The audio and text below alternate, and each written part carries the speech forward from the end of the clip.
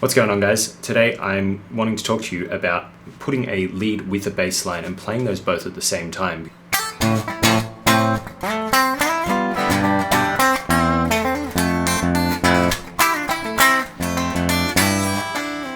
Because it's something that kind of eludes guitarists, and it's something that I definitely had to figure out on my own, and it's actually quite easy when you get your head around the concept, and as soon as you understand the concept, then you can apply it to every single thing. So what I'm going to do in this video is explain what the concept is, and then take you through a couple of examples, so you should get a really good idea of how to approach it if you ever come across it in the future or you want to start writing that type of stuff yourself. Every song that I mentioned will be linked in the description down below just to make it easier for you, but it is to be applied to any single song that you desire. Feel free to learn this with me so that you fully understand the concept and you get your teeth into some basic and complex approaches, but by no means do you have to actually follow along with the tabs. It's just for pure example. First song being Tomorrow by Silverchair.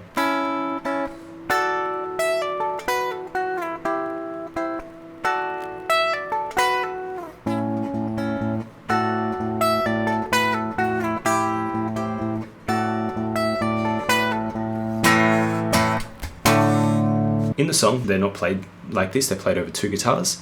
I always liked the idea of playing it on one guitar because I knew it was possible, I knew that it was way more complicated, and I knew that it would just be way more impressive for both myself and people listening.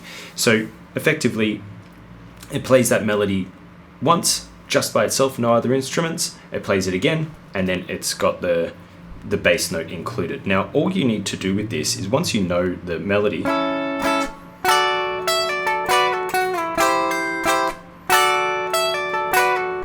get really familiar with where that lands with your metronome. If we follow along with the tab slowly, 1 and 2 and 3 and 4 and 1 and 2 and 3 and 4, 1 and 2 and 3 and 4 and 1 and 2 and 3 and 4. So that gets us that whole melody, where they're landing on the rhythms. Get really familiar with that. Then you look at the bass note on its own. Fortunately, the bass note is just the open A string played every beat.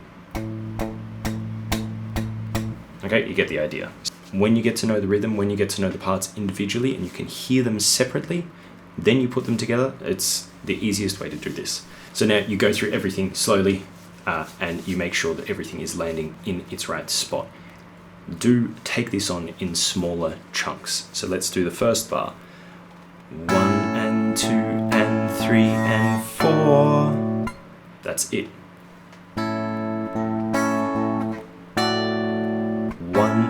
2 and 3 and 4.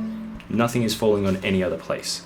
And then the second bar, 1 and 2 and 3 and 4. Hardest part there is hitting 1 and then as you pull off to the 10th fret on the high E string, you hit the open A at the same time. When you get that down, you've pretty much got the whole riff. Everything's exactly the same for the second round. You've got less notes and you're playing that chord instead of that one. All the rhythms are identical. So with that in mind, that's pretty much that example. Let's move on to something more difficult. Please feel free to review this part over and over until you're getting it, but I do recommend watching the whole video because as soon as you can master the next example, you're going to be fine with any time that you do this, and it's actually not that much more complicated. So this next song is Struttin' It by Joe Robinson. This is what the lick sounds like. So I figured this song out for my final performance for high school. And yes, I did figure it out. The only thing that I had was a video of the guy playing it and a recording. What I did is I first broke down what the bass notes were, which are... And the reason why I play the bass like that is because I'm not sure that the riff's possible to play in the right way without doing the exact fingering that I'm doing. Once I had the bass notes down, I then figured out the melody. Once I had the melody down, I started working to put them together. Fortunately for you guys, you've got a tab, so most of that is taken out of the way, but effectively what we do is we treat everything that is played together as a chord. Open E by itself. Chord. Chord. Chord. Chord. Note. Note. Note. Note. Note.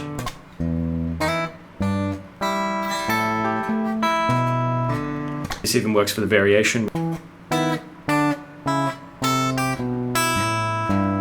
Right, you're just treating everything like a chord.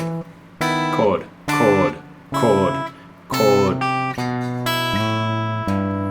That's the only hard part. And then this applies to Goose by Polyphia as well. I did a tutorial for Goose by Polyphia, and the reason why I'm doing this video is because I noticed that a lot of people were asking the question specifically about the bridge for Goose. This is not actually that complicated. You've just got to take the time, go really slow, understand the bass as it is, understand the melody as it is, and then where they line up rhythmically, and then you're going to be fine.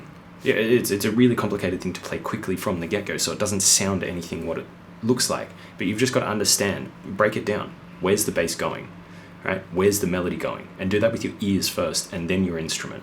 Once you understand how they're played, then you can bring them together, and then you can play them slowly. Because if you're doing...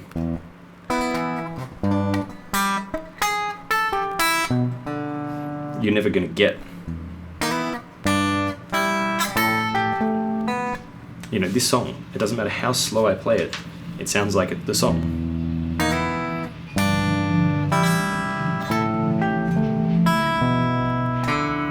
So that's pretty much everything for today. To summarize all that I've said, learn the bass, then learn the melody, figure out where they line up rhythmically together, and then take it really, really slow. Treat the notes that are played together as chords, and that's going to make your life a lot easier. Once you've done that, make sure that it sounds remotely like the song when you're playing it really slow, and just get those rhythms right. It'll come a lot quicker than you think. Thank you for watching. If you like this video, please like, please comment, please subscribe. I really like getting the feedback. It helps me know that I'm on the right track with this stuff. And yeah, if you have any questions, if anything was unclear, if you'd like me to tackle a different technique, just let me know. The channel's tiny. I want to get this stuff out to people. I want to get the right information through. So I'm here. And thank you for your time. Have a good one. I'll see you soon.